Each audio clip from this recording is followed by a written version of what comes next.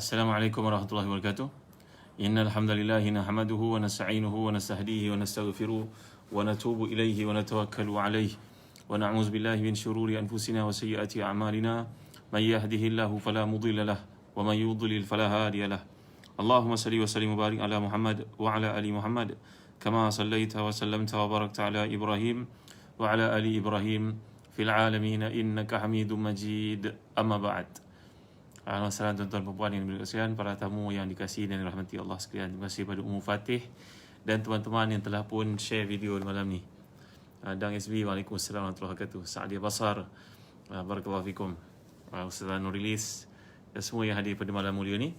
Muhammad Adib, ahlan wa sahlan. Ya, tolong share video ni kepada teman-teman kita yang lain. Naik masa sekejap, saat, 2 saat, 10 saat. Encik Baharudin Budi, apa khabar? Muhammad Rizalman, barakallahu fikum. Ji Kalok dan semua yang hadir pada malam ni. Ahlan wa sahlan. Mana dia Farid Misbah ni? Tak nampak malam ni? Ada lah. Alhamdulillah Farid Misbah, barakallahu fikum. Ahlan wa sahlan. Semua teman yang didoakan doalah taib. Pada malam ni saya nak ajak tuan-tuan untuk mengetahui lebih lanjut tentang keutamaan para sahabat. Ahlan wa sahlan Dr. Nur Aziah. Ya, sebenarnya kita pelajari ayat yang terakhir ini yang menceritakan tentang pembukaan yang maksudkan itulah pembukaan Sulh Hudaybiyah. Sebenarnya seperti kata kebanyakan para ulama tafsir termasuk Imam Ibn Katsir yang kita baca pendapatnya sama ni. Dan di tangan saya adalah satu kitab tafsir menarik. Saya tak pernah kenalkan kepada tuan-tuan. Ni nama dia Nisa Nazar namanya. Apa ni? Adwa'ul Bayan fi tafsir fi idah al-Quran bil Quran. Ini salah seorang ulama yang hebat. Syekh Muhammadul Amin Asy-Syanqiti. Syanqit ni satu negara. Syanqit di mana, di kepulauan Afrika, yang mana penduduknya kerja mereka menghafaz mutun, menghafal matan, menghafal Quran. Ya, seorang mereka menghafal matan ni ialah matan, artinya apa kita nak panggil, macam puisi kita ibarat kot, berkaitan dengan ilmu hadisnya, fiqihnya. Mereka menghafal matan macam seseorang nak kita menghafal lagu. Hebatnya orang daripada Syanqit, tuan-tuan ya. Jadi Imam Al-Marhum Muhammad Amin Asy-Syanqiti juga mentarjihkan pendapat mengatakan bahawa fathun yang dimaksudkan dalam ayat ini adalah ahli subuh, Ruqayyah Samad. Maksudnya adalah ta'rifin yang merujuk kepada Sulhul Hudaybiyah itu sendiri, bukan pembukaan kota Mekah. Kalangan ulama yang lain pula menyatakan maksudnya adalah pembukaan kota Mekah, seperti yang telah kita lihat pandangan Imam Qurtubi sebagai contohnya ya. Ramai juga. Jadi persisihan berlaku di antara maksud fatah ini, apakah merujuk kepada Sulhul Hudaybiyah ataupun merujuk kepada pembukaan kota Mekah sendiri. Pembukaan kota Mekah itu berlaku selepas kejayaan umat Islam mewujudkan satu persefahaman dengan kaum musyrikin. Mereka merupakan satu pengiktirafan kepada umat Islam sebenarnya dengan Sulhul Hudaybiyah itu. Justru permulaan surah ini menceritakan tentang pembukaan, sebenarnya adalah pembukaan yang berlaku dalam hasil daripada Sulhul Hudaybiyah, perdamaian Hudaybiyah, yang buka kepada banyak kejayaan selepas itu yang telah kita lihat. Antaranya Khaybar, antaranya Hunain, di Saqif, Taif, antaranya pembukaan kota Mekah sendiri. Gilang gemilang satu demi satu pembukaan berlaku, kesan daripada Sulhul Hudaybiyah itu. Ia ibarat satu memberikan momentum kepada umat Islam untuk menggarap berbagai kejayaan selepas itu, tuan-tuan ni. Baik, kita lihat ayat yang terakhir daripada surah Al-Fathu, iaitu ayat ke-29. Tuan-tuan yang memiliki tafsir Ibn Katsir dalam kempen yang kami adakan sekarang akan dapat hadiah sebuah buku yang bertajuk Encyclopedia Adab. Buatlah investment tuan-tuan ke arah memahami kalam Tuhan. Tuan-tuan habis baca tafsir Ibn Katsir ni, tuan-tuan akan rasa iman tuan-tuan bertambah, taqwa tuan-tuan menyubur, kefahaman tuan-tuan akan menjadi meningkat. Ya, jadi dalam satu athar mengatakan, idza ata alayya yaumun la azdalu fihi ilman yuqaribuni ila Allah fala burika li fi tulu'i syamsi zalika al-yaum. Dalam athar ini sama ada daripada Allah bin Umar ataupun Sayyidina Umar sendiri mengatakan, kalau datang pada aku satu hari yang mana tiada peningkatan dari sudut ilmu yang mendekatkan diri aku kepada Allah, maka tiadalah keberkatan untukku pada hari tersebut. Jadi tuan-tuan, bacalah tafsir Ibn Katsir kerana ia telah pun diterima sejak 700 tahun lalu sebagai rujukan muktamad umat Islam ke arah memahami kalam Tuhan. Tolonglah beli tuan-tuan. Cuma yang kita belajar kat sini tafsir Ibn Katsir yang lebih biru ni, yang saya jaga rujukan teras untuk kita sama-sama belajar. Kalau Allah beri pada kita kesempatan sebelum meninggal dunia, sebelum melelapkan mata, buat kali terakhir untuk dikebumikan. Hari ini kita dengar orang meninggal dunia kerana COVID dan sebagainya, maka kita doalah kepada Allah supaya dapat menyempurnakan kefahaman Al-Quran. Baca tafsir Ibn Katsir. InsyaAllah tuan-tuan baca, tuan-tuan akan bertambah iman, subur taqwa, meningkat ilmu, mendekatkan diri kepada Allah. Baik, tuan-tuan, kita berada pada ayat yang terakhir pada surah Al-Fathu. Jadi buka sama-sama jadi yang ke-9, ayat yang ke-29. Surah Al-Fathu ini merupakan surah yang ke-48 dalam turutan surah-surah Al-Quran. A'udzubillahi minasyaitanirrajim.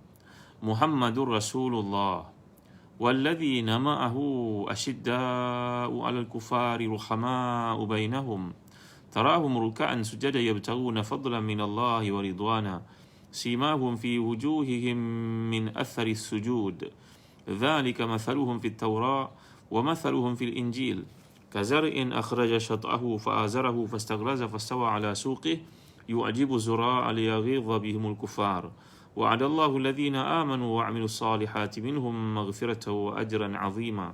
صدق الله العظيم. Muhammad adalah utusan Allah, dan mereka yang berada bersama dengannya bersifat keras terhadap orang kafir tetapi berkasih sayang sesama mereka. Kamu lihat mereka rukuk, sujud, mencari kurniaan daripada Allah dan keridhaannya. Tanda-tanda mereka nampak pada muka pada bekas sujud. Demikianlah sifat-sifat mereka dalam Taurat dan sifat-sifat mereka dalam Injil, iaitu seperti tanaman yang mengeluarkan tunasnya, maka tunas itu menjadikan tanaman itu kuat, lalu menjadi besar dia dan tegak lurus di atas pokoknya. Tanaman itu menyenangkan hati penanamnya kerana Allah hendak menimbulkan kemeluatan dalam hati orang-orang kafir terhadap kekuatan orang beriman dan kebimbangan terhadap kekuatan itu. Allah menjanjikan kepada orang yang beriman dan mengerjakan amal yang saleh di antara mereka keampunan dan pahala yang besar di sisinya. Baik, muslim-muslimat yang dimuliakan Allah sekalian, inilah ayat yang kita telah bincangkan sedikit semalam tentang bagaimana Allah Ta'ala telah pun memberitahu tentang sifat Nabi SAW, bahawa baginda merupakan seorang manusia benar. Ini kita belajar dari sudut bahasa Arab dipanggil mubtada' khabar. Mubtada' khabar ni makna ayat yang sempurna lah, jumlah mufidah. Muhammadur Rasulullah. Tujuan penyempurnaan ayat ini adalah menyempurnakan keserasian yang luar biasa dengan permulaan surah yang telah kita pelajari. Jadi surah-surah Al-Quran ni kalau tuan-tuan baca, permulaannya dipanggil sebagai matla' surah, dan hujungnya dipanggil sebagai khitam surah. Jadi tanasuk yang berlaku di antara ayat-ayat surah Al-Fathu dan begitu surah-surah Al-Quran yang lain, kita akan melihat permulaannya menceritakan tentang pembukaan anugerah Allah dan juga keistimewaan kurniaan Allah kepada baginda SAW, dan akhir sekali Allah memuji Nabi SAW kerana kebertanggungjawaban baginda SAW melaksanakan segala yang diperintahkan, yang diamanahkan itu tanpa leka walaupun sedikit. Jadi ayat ini bukan saja memuji Nabi kita sallallahu alaihi wasallam bahawa perutusan baginda sesuatu yang tidak perlu diragui, malahan baginda juga memiliki sahabat-sahabat yang begitu teguh berjuang bersama dengan Rasulullah sallallahu alaihi wasallam. Jadi tuan-tuan dimuliakan Allah sekalian, kata Syekh Abdul Fattah Buddha dalam kitab beliau tajuk Al-Isnanu Minuddin ataupun dalam kitabnya As-Safahat, bahawa kalaulah Rasulullah SAW tidak memiliki mukjizat selain daripada para sahabat, sudah memadai, kerana kita akan lihat pengorbanan para sahabat yang luar biasa terhadap Islam itu memang tiada tandingannya. Sebab itu tuan-tuan dimuliakan Allah sekalian, Nabi SAW memuji para sahabat ni dengan bersabda. Tuan-tuan boleh lihat pada hujung surah Al-Fathu daripada tafsir Ibn Katsir ni, hujung sekali, paragraf terakhir sekali. Saya lompat sikit Imam Muslim meriwayatkan daripada kitabnya dalam Sahih Muslim daripada Abu Hurairah radhiyallahu anhu bahawa Rasulullah SAW sabda, "La tasubbu ashabi, fa walladhi nafsi biyadihi, law anna ahadakum anfaqa mithla Uhudin zahaban ma adraka ahadukum mudda ahadihim wala nasifahu." Kata Nabi SAW, janganlah sesiapa pun di kalangan kamu berani untuk mencela, mencerca, mempermainkan, menghina, meremehkan para sahabat aku, kata Nabi SAW, kerana apa yang telah mereka sumbangkan untuk Islam tu, kalau nak dibandingkan dengan kamu, kalau kamu mengeluarkan sebanyak bukit Uhud itu emas sekalipun, kamu tidak akan menyamai apa yang mereka telah belanjakan, mereka infakkan, mereka biayakan untuk Islam, walaupun setengah daripada tapak tangan mereka, kamu takkan menyamainya.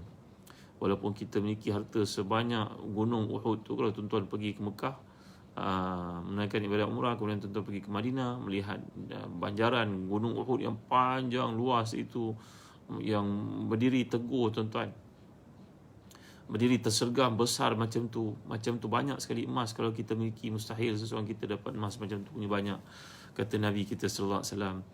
Walaupun sebanyak itu engkau nafkahkan untuk agama Allah, tidak akan menyamai nafkah ataupun pengorbanan yang mereka lakukan, iaitu para sahabat aku, kata Rasulullah SAW, tidak sampai pun, tidak akan menyamai separuh daripada tapak tangan mereka.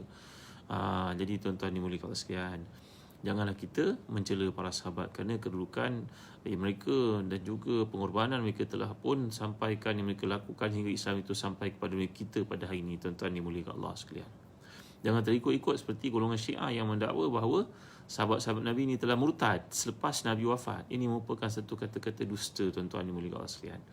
Ayat Quran yang turun 1400 tahun lalu menggambarkan kesinambungan, keserasian iman para sahabat ini. Memang mereka kekal beriman dengan Nabi SAW sampailah kepada wafat mereka. Memang ada perselisihan berlaku di antara mereka, tapi perselisihan itu adalah disebabkan ijtihad. Ijtihad ni maknanya pandangan yang mereka fahami. Berlaku perselisihan antara Sayyidina Ali karramallahu wajhah dengan isteri Nabi SAW, iaitu Aisyah radhiyallahu anha, dan ternyata kebenaran berpihak kepada Sayyidina Ali. Dan Sayyidina Aisyah radhiyallahu anha tersilap, tetapi tersilapnya mereka termasuk dalam apa yang Nabi nyatakan, man ijtahada fa asaba falahu ajrani wa man ijtahada fa akhta'a falahu ajrun wahid. Iaitu siapa yang berijtihad, memberikan pandangan, pandangannya itu tepat, dia dapat 2 pahala. Manakala bila dia buat satu pandangan, berikan pandangan itu kurang tepat, ia salah, ia tetap dapat 1 pahala.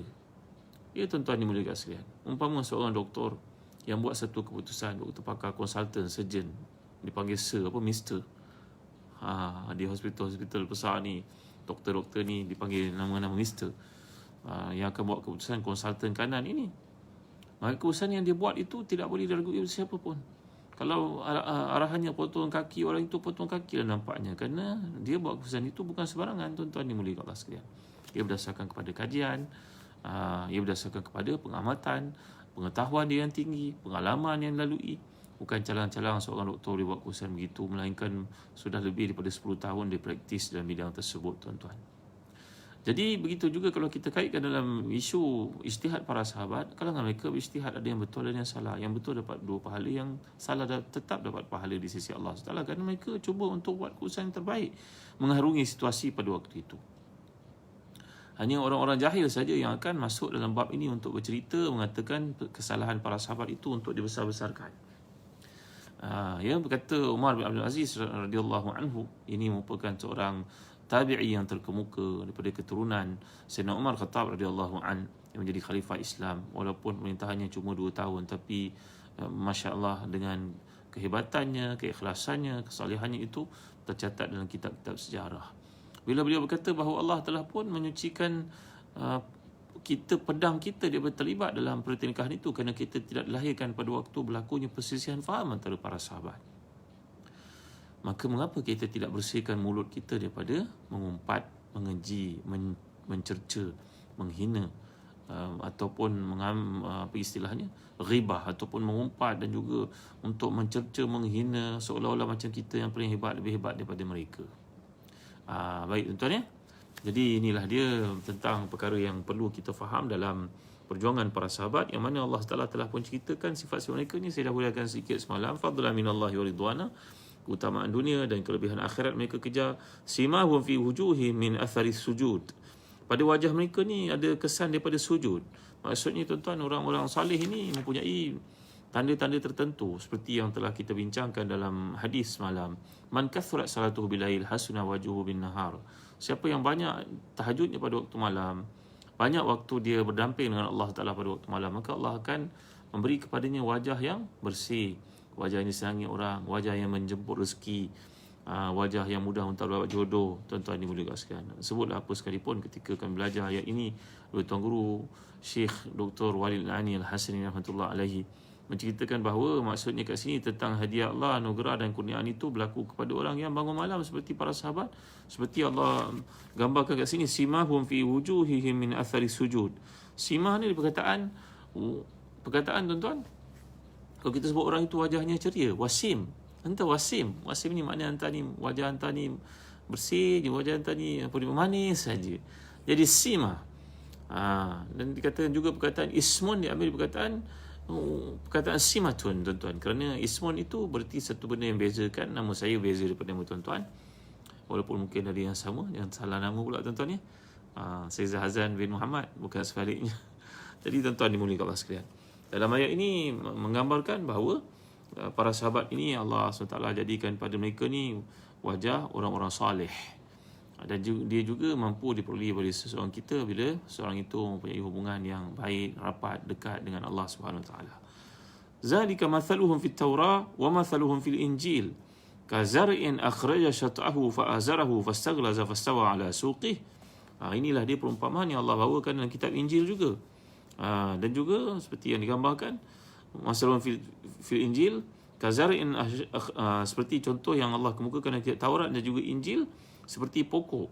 Pokok yang keluar tunasnya. Kalau kita bayangkan ni dipanggil dari sudut bahasa Arab, tuan ni tashbih tamthili. Tashbih. Ya, satu bentuk tashbih mana Allah menyamakan pokok yang tumbuh dengan para sahabat. Kata Imam Qurtubi dalam tafsirnya. Sahabat ini pada peringkat awal ketika sokongan untuk Islam, mula-mula Nabi berdakwah bilangan mereka sedikit. Lama kelamaan dia menjadi ramai. Sehingga masuklah orang-orang penting macam Sayyidina Umar Khattab radhiyallahu an. Kemudian masuk pula Al-Abbas walaupun menyembunyikan keimanannya. Hamzah sebelum Sayyidina Umar lagi. Kemudian di Madinah pun dapat sokongan orang-orang penting macam Sa'ad bin Mu'az. Jadi mereka ini ibarat satu pokok. Kalau kita perhatikan, pokok pisang lah sebagai contohnya. Tanam pokok pisang, nanti tumbuh anak-anak di keliling. Tapi dalam contoh yang dikemukakan ni lebih kuat daripada pokok pisang lah. Pokok yang teguh. Jadi kalau sebut perkataan fa'azarahu, kata pengarang kitab Tuhfatul Arib bima fil Quran al-Gharib, Syekh Athiruddin Abi Hayyan al-Andalusi, al-Mutawaffa sana 745 al-Hijrah. Ini kata seorang ulama daripada kurun ke-8 Hijrah, dan buku beliau bertajuk Tuhfatul Arib. Saya tak ada buku ni tuan-tuan, cari supaya jumpa fotokopi. Sahabat saya Ustaz Nasrul tolong fotokopi. Alhamdulillah dapat manfaat. Nak cari buku ni tak jumpa. Karangan ulama daripada Spain, Andalus. Tanya kurun ke-8 Hijrah. Perkataan yang digunakan Allah di sini fa'azara. Fa'azarahu ni datang dari perkataan wazir. Kalau sebut wazir ni maknanya orang yang membantu menteri. Wazir tu menteri lah. Kerana Allah SWT menyatakan Haruna akhi usyud bihi azri wa asyriku fi amri kay nusabbihaka katsira wa nazkuraka katsira innaka kunta bina basira. Ini menceritakan tentang kedudukan Nabi Harun membantu Nabi Musa. Setiap orang kalau nak berjaya kena ikut cara Nabi Musa bekerja. Nabi Musa ada empowerment, delegate kerja bagi kepada. Ini pun juga satu nilai yang penting ada pada para sahabat yang kita kena belajar. Setiap orang yang berjaya sebenarnya ada Harun di sisinya. Setiap orang yang nak berjaya kena jadi macam Nabi Musa, iaitu kena ada Harun di sisinya. Dia tak boleh buat kerja semua tuan-tuan. Dia mesti delegate empowerment, empowering kepada orang yang layak. Nanti adalah istilah succession dan sebagainya ya, untuk berjaya. Tak boleh nak buat kerja seorang. Orang putih kata kalau nak jalan laju, jalanlah seorang. Kalau nak jalan jauh, jalanlah dalam grup. Ya, jadi kalau kita perhatikan perkataan Zarahu ini adalah merujuk kepada wazir. Wazir ni maknanya menteri. Menteri ni maknanya penguat lah. Mana mungkin seorang Perdana Menteri berjalan seorang. Dia mesti ada tim yang menjayakan urusan dia. Tak boleh semua benda dia nak kena cakap. Sampai kita belajar dalam hadis pun, Nabi menggambarkan Nabi Isa AS bersama dengan sepupunya Yahya AS pun ada benda-benda yang Jibril datang wahyukan kepada Isa AS bahawa benda ni tak sesuai untuk engkau cakap, wahai Isa. Ini hanya boleh disampaikan oleh Yahya. Kerana Nabi Isa merupakan seorang Nabi yang wajahnya abus, kana abusan. Wajahnya serius, seperti sedih saja. Sedangkan wajah Yahya, wajah yang ceria. Jadi ada perkara yang sesuai disampaikan oleh Yahya, ada perkara yang lebih sesuai disampaikan oleh Isa AS. Nabi Isa lebih tinggi pangkatnya di sisi Allah SWT kerana baginda merupakan seorang Nabi Ulul Azmi. Walau bagaimanapun ada perkara yang Nabi Yahya disuruh sampaikan banding dengan Nabi Isa, mereka hidup sezaman, tuan-tuan dimuliakan Allah sekalian. Jadi dalam ayat ini menceritakan perkataan fa'azarahu. Azarahu ni kata Imam Muhammad bin Amin Asy-Syangqiti dalam tafsir ni tadi, bahawa perkataan azarahu ni datang perkataan bercambah daripada ni satu bab dalam bahasa Arab dipanggil sebagai bahasa Arab ni dia berkembang, muassa'. Dia satu makna bertukar kepada yang lain. Seperti yang saya belajar ajar tuan-tuan, saya sebut perkataan sakana, yaskunu, datang perkataan sikin pula atau wazan fi'il. Apa pula sikin pula kaitan dengan ketenangan? Rupa-rupanya sikin itu satu alat yang boleh menenangkan. Ayam nak disembelih, dengan sikin sembelih cepat mati dia. Kalau nak bunuh binatang biasa pun dengan pedang ke dengan pisau ke, bunuh cepat biar dia mati, janganlah seksa dia. Begitulah sikin maknanya. Jadi makna itu berkembang daripada satu makna yang tenang menjadi benda menenangkan. Ini indahnya bahasa Arab, tuan Tuan-tuan tunggu tahu. Tak lama lagi Telaga Biru akan adakan satu program belajar bahasa Arab, dan penguasaan bahasa Arab boleh berlaku. Dia telah dipakai di 150 buah negara lebih oleh Kerajaan Arab Saudi. Kami dapat eksklusiviti untuk penerbitan dan pengedaran penggunaan bahan tersebut di negara kita, insya-Allah. InsyaAllah tuan, tunggu sikit saja, masih lagi. Kami sedang tunggu waktu yang tepat dalam untuk adakan training dan seterusnya. Kita akan mulakan kursus itu untuk jumhur, untuk umat sejagat tanah Melayu ni, supaya semua orang boleh faham bahasa Arab, boleh faham ibadah, boleh faham Al-Quran. Ya, alangkah enaknya kalau kita pergi ke Mekah, kita pergi ke negara Arab, boleh komunikasi dengan orang Arab. Tak adalah bercakap dengan orang Arab, habis bercakap tak tahu nak tutup dengan apa, terlupa ma'assalamah tu, sadaqallahul azim pula. Kan? Ataupun terlupa benda ni 2 rial nak sebut apa ni, rakaatan ni rial pula. Padahal rial lain. Kita tak mahu macam tu, tuan. Baik. Jadi perkataan ni kata Muhammad Amin Asy-Syanqiti, Syekh Al-Mufassir Al-Azim, bahawa perkataan Azarahu datang perkataan waj'ali waziran min ahli Harun akhi ushrud bihi azri. Ini satu perkataan digunakan Al-Quran juga merujuk kepada sikap para sahabat. Mereka ni ibarat pokok yang menguat, meneguh. Mula-mula kecil tunasnya, kemudian dia berkembang biak, membesar, umpama pokok buluh, tuan-tuan. Tanam satu, akhirnya banyak satu rimbun tumbuh. Macam itulah perumpamaan yang kita nak bagi mudah faham. Bismillahirrahmanirrahim.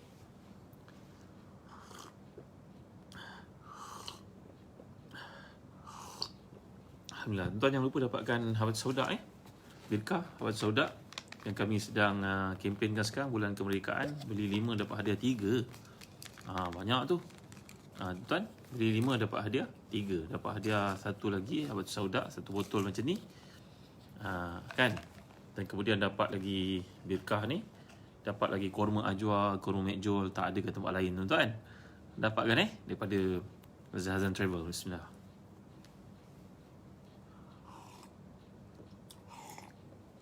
Orang kata banyak sangat 5 tu, Ustaz. Tak banyak pun 5 tu. Kalau kita makan 2 biji satu hari, kita hadiahkan kepada adik-beradik 1 botol, pada ibu, mudah-mudahan sihat, ayah ibu kita pada musim pandemik ni, endemik ni. Dah jadi endemik mudah-mudahan kita mengambil sunnah Nabi yang merupakan rawatan kepada semua penyakit melainkan kematian, kata Nabi SAW. Ramai orang telah menggunakannya dan datang kesan-kesan yang mengagumkan. Maklum lagi merupakan satu jaminan daripada Nabi kita SAW. Baik, tuan Yang mulia Tuan Murni, Birkah dah sampai. Alhamdulillah, syukur, terima kasih Yang Mulia. Terima kasih sahabat semua Bismillah. Haiti, tolong dapatkan daripada Zahazan Travel. Zahazan Travel tuan-tuan beli dapat hadiah 1 lagi botol. Beli 5 dapat 1 lagi hadiah, dan kemudian dapat korma mekjol dan juga korma ajwa lagi. Jadi kalau makan korma tu makan harian kita, tuan-tuan, bukan bulan puasa je. Baik. Jadi lebih lanjut kalau kita perhatikan dalam ayat ini, Allah menggambarkan sebagai tashbih, perumpamaan. Para sahabat ni ibarat pokok yang teguh. Nampak kecil je. Kita pun tak peduli dia. Tiba-tiba dia membesar. Waktu dia membesar itu barulah orang terkejut.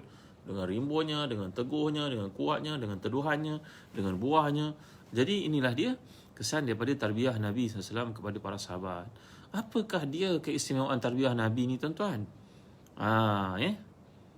Siapa yang bertanya tadi apa harganya? 2 pagi 2 petang. Ustaz Ansir, terima kasih. 2 pagi 2 petang ya. Tengok ada harganya di bawah, dekat bawah ni klik.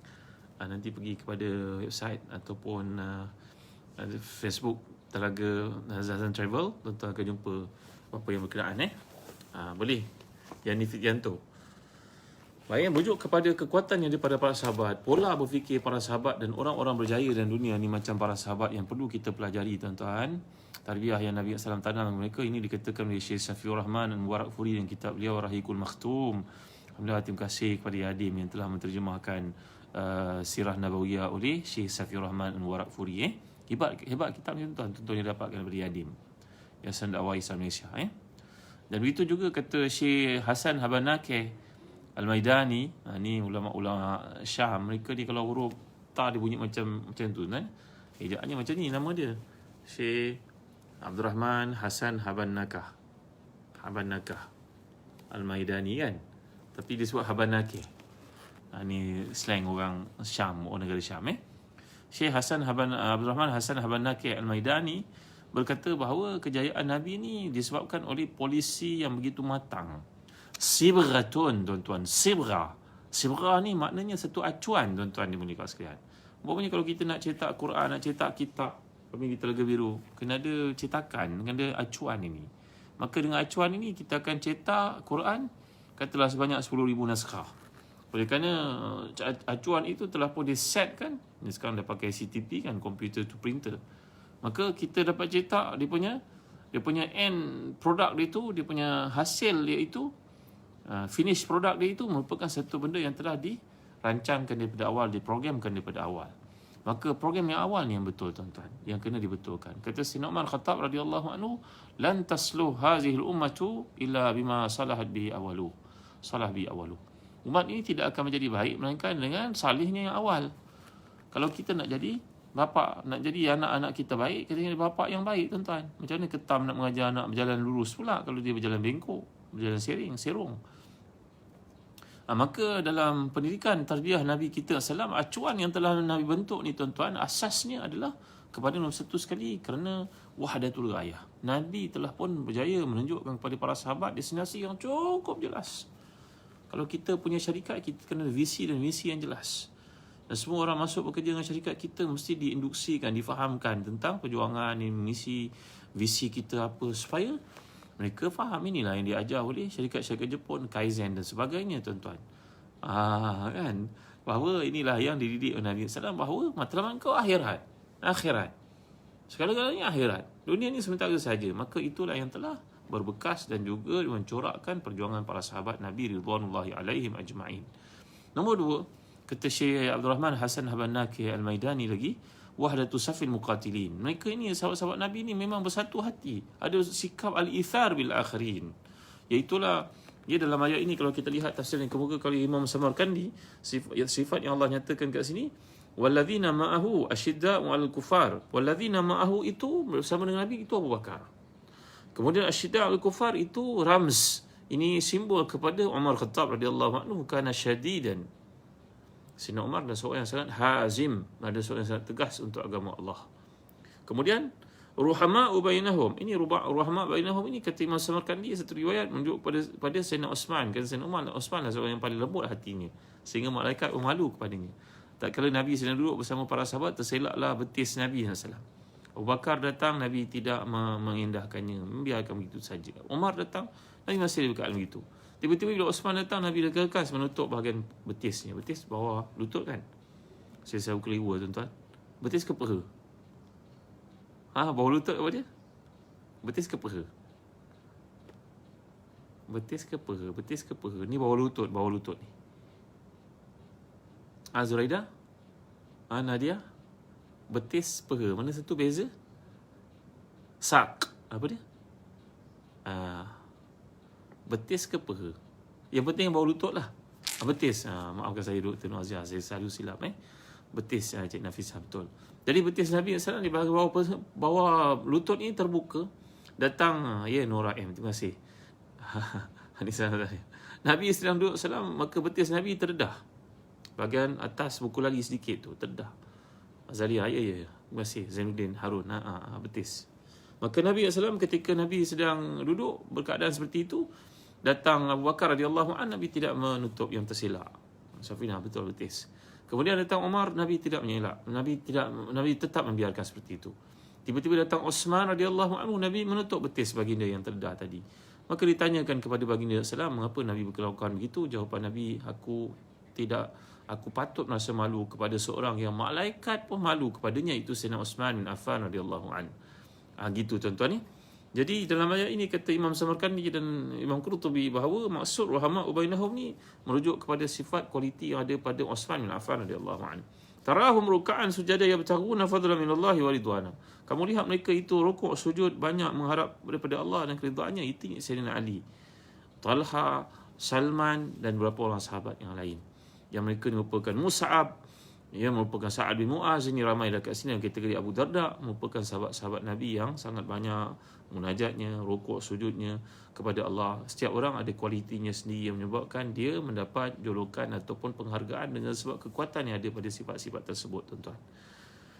Kalau kita nak belajar jadi orang kaya, di kalangan sahabat Nabi adalah seperti Sayyidina Uthman, Sayyidina Abdul Rahman bin Auf. Mereka ni orang-orang kaya, tuan-tuan di mulia sekalian. Sayyidina Umar pun kaya pada peringkat awalnya, seorang pedagang, businessman. Sampai disebut oleh Syekh Abdul Fattah Abu Qudah di antara perkara menarik tentang Sayyidina Umar ni, oleh kerana sibuk berniaga pada waktu Nabi SAW menyampaikan kuliah, berkata kepada Abu Bakar dan juga sahabat yang lain, kau ambil tempat, nanti bila aku pulang perniagaan, kau pula pergi berniaga, aku pula dengar daripada Nabi, supaya kita tidak ketinggalan apa yang disampaikan baginda sallallahu alaihi wasallam. Ya Muhammad Zaini, ya betis, saya dah sebutkan tadi, saya tersilap. Jadi kualiti ada pada para sahabat ni kerana dibangunkan oleh kepemimpinan yang sungguh hebat, iaitu Rasulullah SAW sendiri, tuan-tuan. Itu sebab kata Syekh Abdul Rahman Hassan Habanaki Al-Maidani, iaitu kejayaan Nabi ni dibina oleh 9 prinsip. Saya nak sebut semua ni panjang sangat, tuan. Sebut sekali lalu. Pertama, wahdatul ghayah. Ini matlamat akhirat. Akhirat yang jelas. Itu sebab datang Hasan Al-Banna menjelaskan, Allahu ghayatuna, Al-Quran dusturuna, Rasul qudwatuna. Kan apa lagi? Al-jihad fi sabilillah sabiluna, al-jihad fi sabilillah sabiluna, wasyahadatu fi sabilillah asma amanina. Kan? Target letakkan. Allah tu target kita, Quran dustur kita, Rasulullah itu ikutan kita, kemudian berjihad di jalan Allah itu merupakan jalan kita, dan mati syahid di jalan Allah itu setinggi-tinggi cita-cita kita. Nampak tak, tuan-tuan?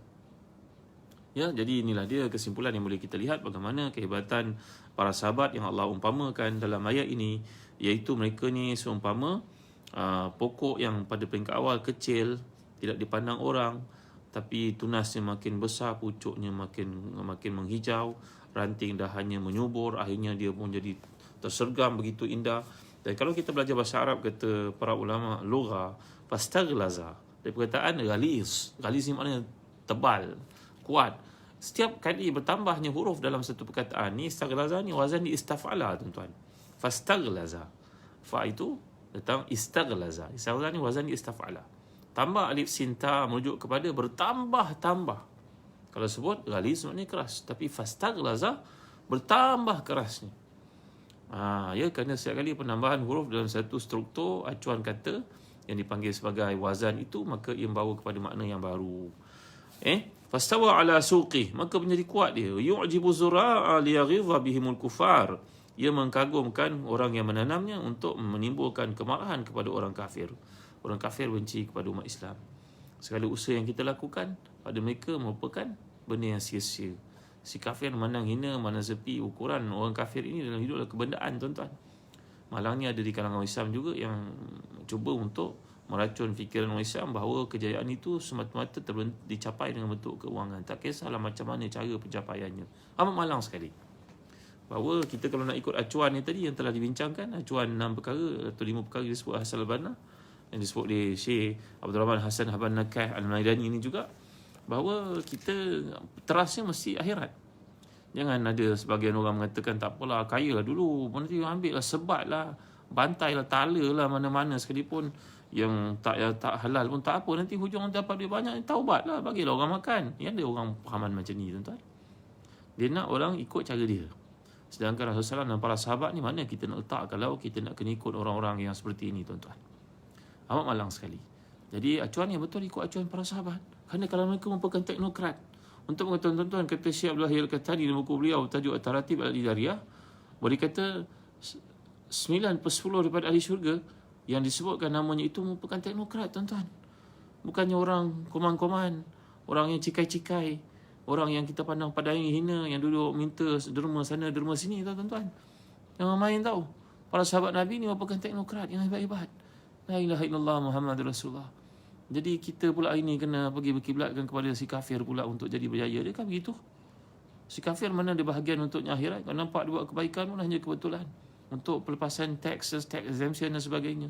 Tapi orang Islam melihat mana jauh bahawa ada kaitan dengan akhiratnya. Kerana zakat dan sembahyang tu tak boleh dipisahkan. La ilaha illallah, sedekah dan juga zakat itu adik-beradik yang utama yang perlu diberi keutamaan. Subhanallah, masya-Allah, tabaraka wa taala.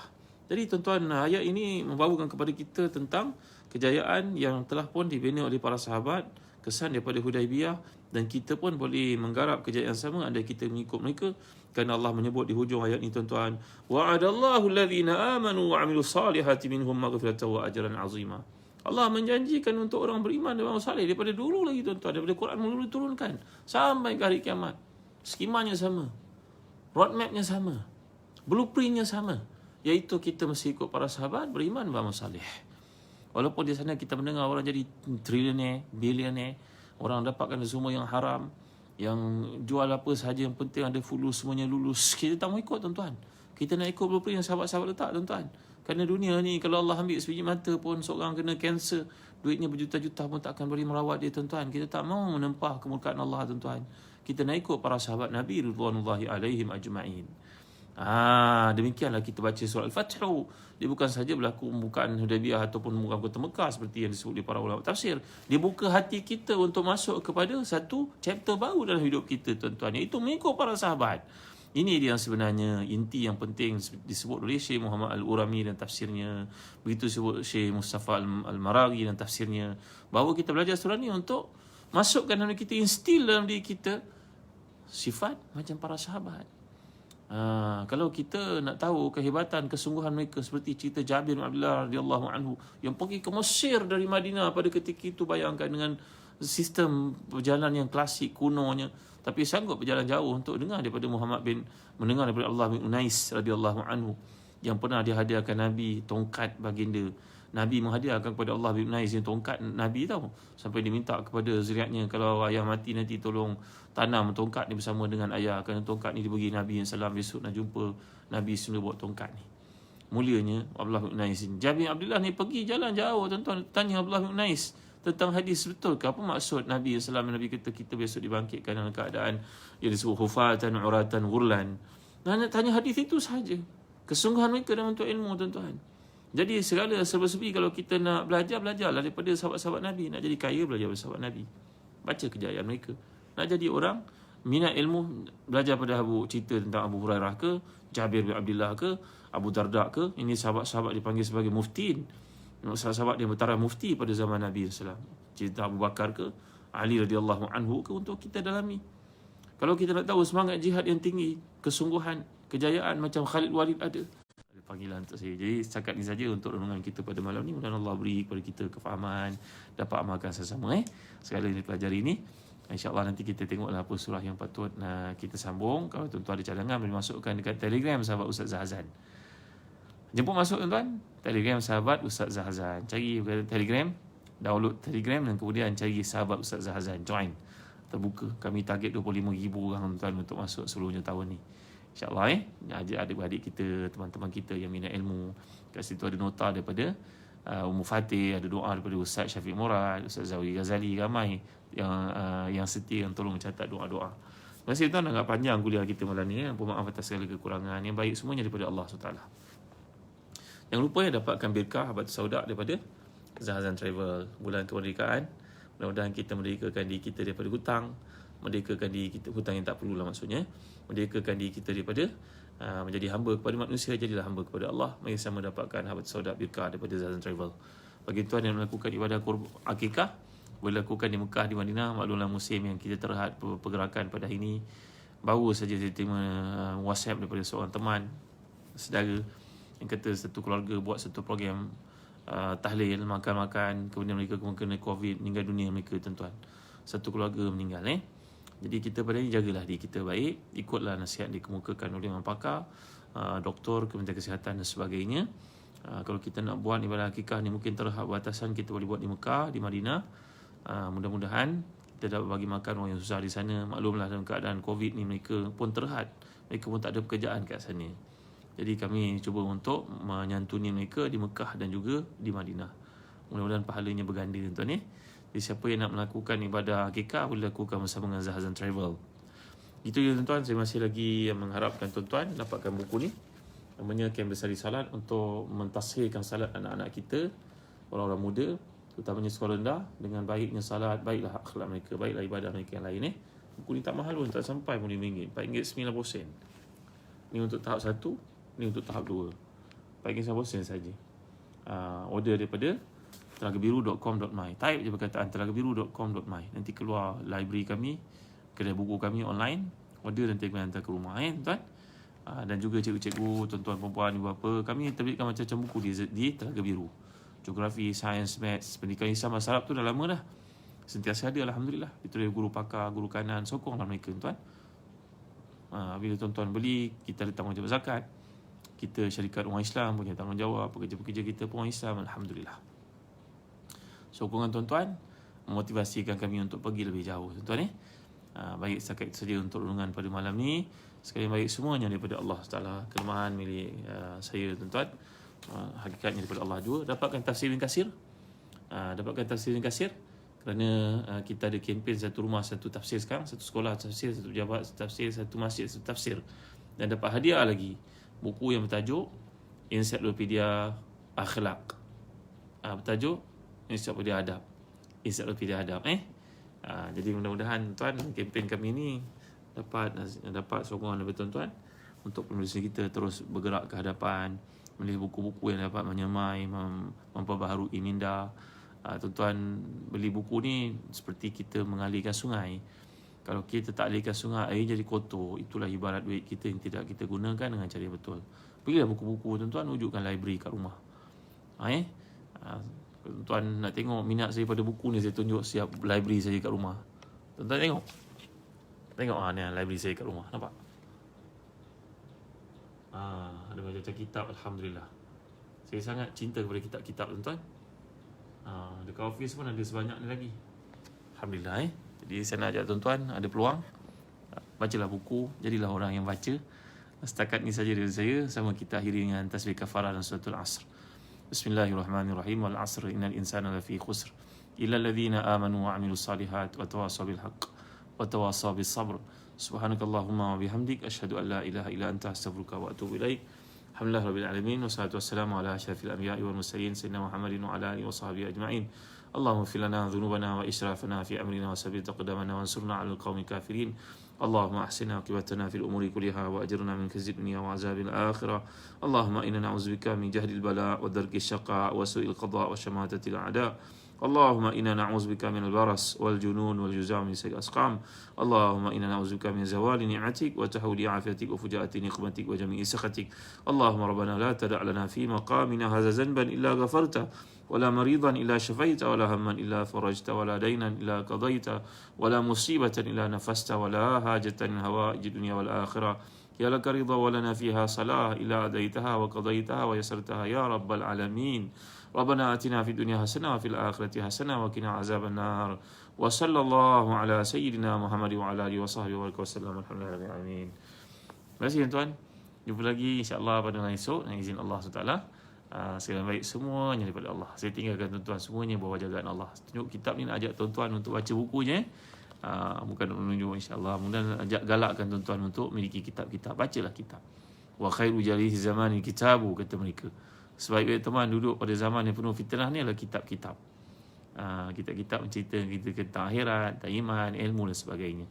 Terima kasih Melati Syafaat, Irawati Ismail yang hadir pada malam ni. Tolong share dengan teman-teman Jana Yusof, Melita Ahmad. Alhamdulillah kita dah tamat surah Al-Fathu. Mudah-mudahan Allah buka pintu hati kita dengan kebaikan, keberkatan, rezeki, zuriat yang baik-baik, harta benda yang sumber yang mendekatkan diri kita kepada Allah, bukan menjauhkan daripadanya. Sekian tuan-tuan. Jumpa lagi. Barakallahu fikum. Assalamualaikum warahmatullahi wabarakatuh.